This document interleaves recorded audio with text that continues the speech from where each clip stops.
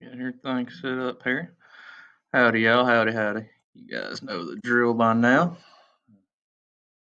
Got the coffee going. Mm.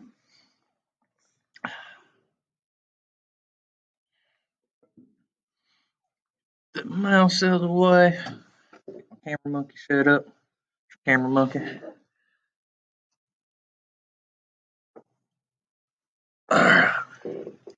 Oh, howdy, y'all. This is History by Phillips. I'm Mr. Phillips. You are watching the Jefferson Era lecture series. This is part 4 of that series. The last part 3, we talked about a time of conflict. Americans are starting to sail the open seas, trading with a lot of countries. In particular, one motivation was the Empress of China. If you don't recall, the Empress of China was a boat, came back from China, pretty much got everybody hooked on Chinese goods. I'm talking about like teas, honey, silk, different gunpowders, porcelain, name it. People wanted these Chinese goods, kind of like how people want American tobacco. We wanted the like Chinese porcelain, Chinese silk, things of that sort. So we're trading all of a sudden, but we run into some problems trading. First is with the Barbary pirates, pretty much a couple countries on the north coast of Africa. They pretty much demand bully money. We call it tribute. You pay them tribute, and they'll let you go through the Mediterranean trade, go about your business. If you didn't pay them tribute, they would attack your boat, take your stuff, all that good stuff. This has been going on for decades and decades. European nations, they're just used to it. They just assume to pay for the or pay the pirates off, go about their business. Not the Americans. Nope, they're kind of new to this. Plus, they're on the other side of the Atlantic Ocean. It's like, oh, we can handle pirates. Uh, wasn't that good. Pretty much nothing got out of the way. We did fight a war with Tripoli, but still the other Barbary states, they would keep harassing American boats until about 18, 16, 17. I digress. Also, we talk about Britain and France. They're at war. Once again, they're always at war. Uh, they had a blockade on each other, meaning they're not letting boats come into the country and trade with that nation. So Britain and France have a blockade on each other. This affects the Americans. We can't trade with nobody, and they start harassing American ships again. Uh, Both France and Britain, mainly Britain, very blatant about what they're doing. Remember, we talked about how the Leopard attacked Chesapeake right off the coast of Virginia, trying to take American sailors, put them in the British Navy. This will make many Americans angry. You'd see a prominent group start emerging from the Democratic Republicans. They're still Democratic Republicans, but they favor war. They're pro-war. We call these folks Warhawks. And they'll be getting more influence in I don't know, influence in today's lesson, especially after the end of the war. This war, though, brings today's lesson, the War of 1812, also known as Mr. Madison's War. Remember Mr. Madison? He won the election of 1808 after Thomas Jefferson did his 2 terms. Nobody liked the Federalists at the point, and Federalists. This is it for the Federalists. They die in this lesson, but we'll talk about that. So let's get started. Civil War of 1812. A couple things we're going to talk about. Watch out for Jackson, baby. Woo! Jackson, you can think of him as America's Napoleon, if you want to think of him like that. Uh, but yeah, we talk about Jackson. I can't wait till we actually get to start talking about the Jacksonian there and Jacksonian democracy. Oh man, I love it. I digress. But this is where we'll start making first start making a name for himself, kind of like how George Washington made a name for himself with the French and Indian War, American Revolution. Jackson, he's been slowly building his name up. He started in the American Revolution. He's only a little boy back then, but we'll talk more about him. We'll be talking about the British offensive at the beginning of this war, starting in 1812. Uh, the Americans were winning, unsurprisingly, or surprisingly. That's because Britain was still at war with France, so they decided to fight 2 wars on 2 different continents. They end up dealing with France, put a stop to them for a little bit so they could focus on America. The later half of the war, it gets bad. But at the end of this war, not much changes, but you have a new sense of nationalism. I know you kids are. I think most of y'all weren't born yet. But 9/11, like the days after 9/11, you just see everybody just patriotic, like, oh yeah, USA, US. This we'll have this same type of feeling after this war. But let's get into it. Uh, I forgot to mention Tecumseh's Confederation when we was doing our review. But yeah, Tecumseh, he's still a major player here. So the War of 1812, the Warhawks, they just want to fight anybody. Britain, France, Indian, they don't care. They just want to go to war. They was confident with a quick victory over Britain. They underestimated themselves. Part of the reason is because most of the Warhawks come from the western and southern part of the United States, and the Westerners and Southerners, for when it comes, they can hold their own, unlike the Middle and New England states where they kind of struggled. For the most part, the Western and Southern states, they can hold their own in a fight, and they're pretty successful when they go to war, as you'll see in this lesson here. But they won't go fight with anybody. They're going to war with Britain. Uh, but the army, the military itself, it has less than 12,000 soldiers, half of whom are new recruits, like privates. They're brand spanking new. And still, the majority of the American military is relying upon militiamen, roughly about 60,000 militiamen, not ready to go to war with Britain. Just once again, we've established Britain is a war machine. And plus, we're not going to have the help of allies this time. Different outcome. Let's get into it. So war. So majority of this war. Do my thing right here. Something you don't need to see something like this. It's kind of important or not unimportant. Uh, Majority of the fighting is going to take place up here in the Great Lakes area. There's three sectors of battles here. You got the Great Lakes area, then you have around here our capital, pretty much Washington D.C. and Baltimore. Then you're gonna have these southern campaigns down here in Mississippi, down at Horseshoe Bend and New Orleans. For the most part, the reason why this is very strategic part of the war, this region right here, as remember, Canada is still a British colony. You had these 13 colonies here. We broke away from independence. Well, Canada didn't. Canada's still British. They're happy with that. Uh, but they'll be along the Great Lakes area. Uh, a lot of fighting take place. Oliver Hazard Perry, him and his forces would end up taking control of this for a while. They would end up taking or killing Tecumseh here at the Battle of Thames. What would end up happening is uh, Perry, he would take over Lake Erie. That would make the British and Indian forces retreat from Detroit. As they was retreating from Detroit to go back to British Canada, where they had a stronghold, they got kind of caught off guard by military forces. Tecumseh gets caught in an ambush and ends up killing the Indian Confederation there. But before he died, he was able to convince some Southern Indians down here in Mississippi that they should join the Confederation. Uh, Andrew Jackson, he'd go down to Horseshoe Bend and end up defeating the Creeks there. And eventually he'd come back over to defeat the British in New Orleans. Once again, these Southerners down here, they whoop up on folks. But a big area that we're going to focus on is here at the capital. Once Britain gets done dealing with France, they're going to sail in and pretty much they have their blockade set up, yada yada yada. They're going to come through, burn the White House down, about take Baltimore. We was about to lose to Britain, as we almost lost. Let's get into it. So the War of 1812. Like I said, Oliver Harrison Perry, he's controlling the Great Lakes area. Uh, Ended up winning the Battle of Lake Erie. This would cause Tecumseh and his forces to fall back. I wouldn't say retreating, but they know, okay, we lost right here. We need to come back and gather ourselves, resupply up, take care of business. So they're leaving Detroit. As they're going back to Canada, they get in the ambush at the place we call it the Battle of Thames. Tecumseh is killed there. That would pretty much kill the British Indian alliance there because that was the best thing going for the Indians at the time that were joining with the British. But once Tecumseh died and the Prophet, the Confederation just didn't have the leadership they needed.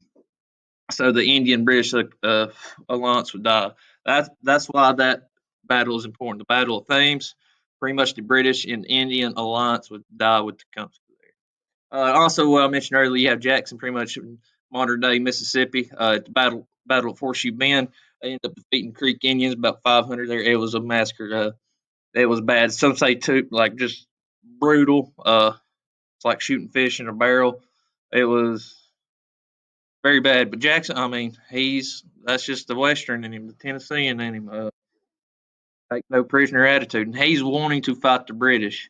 Uh, Long story short, the British caused him to be an orphan through the American Revolution. He's even got a scar on his hand when he got captured by the British because he was a messenger boy in the Revolution.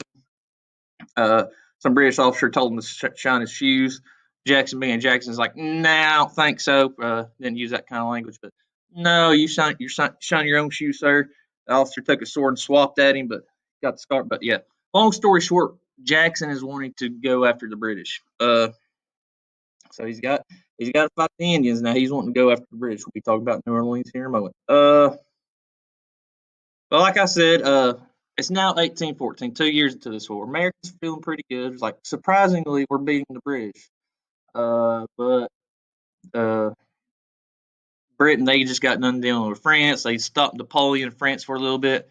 So now they can focus on the United States. They don't have to worry about fighting over there in Europe, and they don't have to worry about fighting in North America. They can focus everything on North America now. So they sell in. Like I said, they come in. They burn the White House down. Dolly Madison says, second portrait of George Washington, Declaration. There's a bunch of myths from this story alone. Mythos and legends and all sorts of things. But Dolly Madison needs to be mentioned. Just a good lady, saved a bunch of things. Pretty much, she was leaving the White House as the British were burning it. Like she was going out the back door as the British were coming in the front door. Something else. Like she was there to try to collect a lot of valuable things. One prominent one was the portrait of Washington. She saved it. But they burned the White House to the ground, and they're going to go to Baltimore now. They didn't really. They just want to go to the White House just to burn it down. It's like, we just burnt your stuff down. Partially because we burnt Yorktown in Toronto. That's kind of think of it as their White House up there in Canada. We burned it down, so they're kind of repaying us back. So they burned our White House down. Now they're going to Baltimore. But what you have here is you pretty much had a foreign force selling to your capital, your main city of your country, of your republic, and just burn it down like that. Nothing you can do about it. Once again, the Warhawks were not prepared. Remember, there's less than 12,000 soldiers in the army. Half were new recruits, just didn't have the experience or leadership there. So now they're going to go into Baltimore. This is where the Star Spangled Banner comes in. Uh, Baltimore is a harbor. Think of it like Boston, New Orleans. It's a money making place. They're going to go up there and shut it down, run shop, you name it. But it's by Fort McHenry. And now this was a poem written by a lawyer. He was captured, Francis Scott. He was captured and on a boat, so he didn't get to hear most of this. But this is what he wrote about it. Here's the battle from Fort McHenry, by the way. Here's what he said. "Oh, say, can you see, by dawn's early light, what so proudly we held at twilight's last gleaming, whose broad blah blah blah blah blah." He's referring to the flag here, because back then, usually when you held a position, uh, you put a flag up. It's like, hey, America owns this. If let's say British captured it, they would take that flag down and put the British flag up, so on so. But that's why the flags were kind of important back in the day. It kind of demarcates who owns the area. So right here, he's referring to the light or to the flag. Bright stars through the perilous fight over the ramparts we watched. Ramparts are kind of referring to like these little uh, defensive positions, like up on the ramp, like you can aim down. It's a good defensive position. We watched for so gallantly streaming. The rockets regular. This happened all through the night. Rockets getting launched at them. Bombs bursting in air. You see the cannons just blowing up, hitting the walls. Uh, but because of all that commotion, this guy knew that the battle must be, because why else would they be rockets blowing up and cannons going off if the battle's still not going? Since the battle's still going, our flag must still be there, still waving. Oh, so does that Star Spangled wave for the land of the free, home of the brave. But that's where the where this Star Spangled Banner comes in. It eventually get made national anthem. Not national, but uh, there's some history all into itself about the Star Spangled Banner.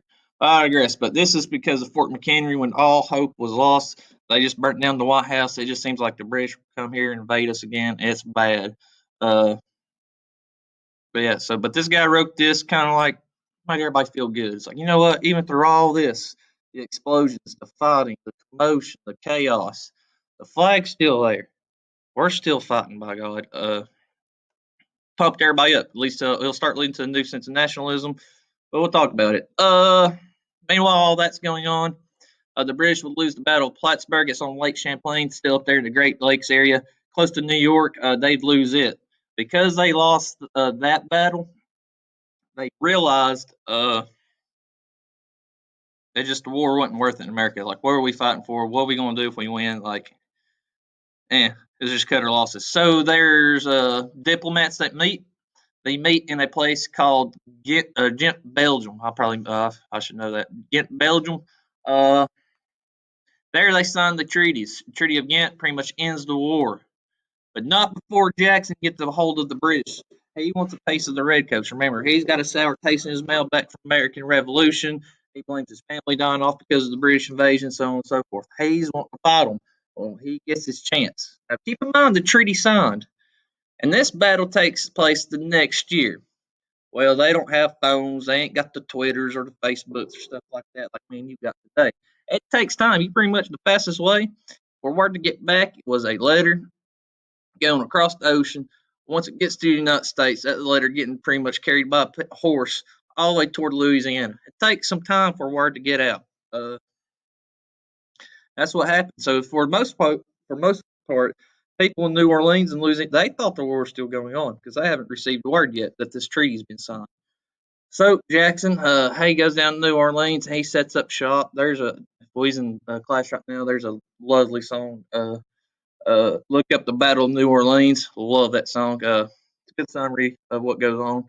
But basically, against all odds, everybody else in this war, they've been fighting like the Great Lakes area. Those were close battles, very fierce, very brutal.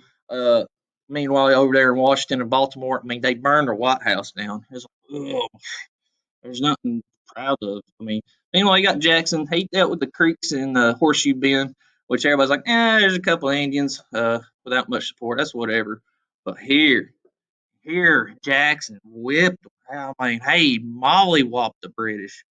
I mean, he embarrassed them. He sent them back to the Gulf of Mexico. That's how bad Jackson and his volunteer forces made them. Just a ragtag crew, just your unconventional army. Jackson had all sorts of folks with him, rich whites, poor whites, some African Americans, some slaves, Indians. He had a coalition of folks. Uh, but yeah, outnumbered, outgunned, they whipped them. I mean, Americans like, oh man, did you see what Jackson did over there in New Orleans? And we just won this war. Oh, whoo, USA, Jackson, you like everybody's getting pumped because of this. Getting excited. Uh, but yeah, I can't wait till we talk about Jackson. But anyway, uh, so the war is over. The Federalists seem like unpatriotic crybabies. They pretty much like, hey, Mr. Madison, we think all this stuff's dumb. We want these laws passed. We might succeed. Everybody just looks at them as a bunch of crybabies and have nothing to do with the Federalists anymore. They end up disappearing, so all you have left right now is the Democratic Republicans. Now, in the Democratic Republicans, you have a little group called the Warhawks. Now, like I said, they like to fight anybody. They want to think of Henry Clay of Kentucky. Think of Andrew Jackson, Tennessee. Think of John C. Calhoun down there in South Carolina. But these folks, kind of the fringes of society, away from New England and the Middle States. Uh, these folks, they start becoming famous. So they'll start becoming known as favorite sons. But these folks love war. But the one thing that kind of separates them from the Democratic Republicans is they think uh, a strong national government is a good idea because without a strong national government, we wasn't really able to have a military standing by to not have our White House burned down. It's like, okay, we learned our lesson. Not having a strong enough central government means you can't really employ a military when you need them. You might need your military to stop your White House from getting burnt down. So they start leaning more toward a strong central government, while some of the Democratic Republicans still favor more state control. So you'll start seeing that division emerge between the Democratic Republicans. But the biggest issues the Warhawks are focused on is trade. They want to reopen trade. The Embargo Act of 1807, plus the blockades of Britain and France, it's just hurting everybody. They want to get trade, get business going again. Kind of like with this pandemic. The argument is, should we open up business or should we remain on lockdown so everybody stays safe? People's got to make money. Everybody's poor here. Everybody, they're wanting to make some money. Western expansion. With the Louisiana Purchase, they want to get everybody out there focused, populated, turn those into states as quickly as possible. Economic development for the whole country. Now, this just is not, they don't want to focus on just the industrial economy for the North or just the agrarian economy of the South or the farming out in the West. They want to make sure each part of the country is benefiting from a good system. We'll be talking about Henry Clay's American system here in a bit, probably next week. But a strong military because our White House got burned down. But that's it for today's lesson. This is the last video of the Jefferson Era lecture series. Mr. Madison's War. This has been about the War of 1812. I've been Mr. Phillips. This has been History by Phillips. Y'all take care. See you at study block. Peace.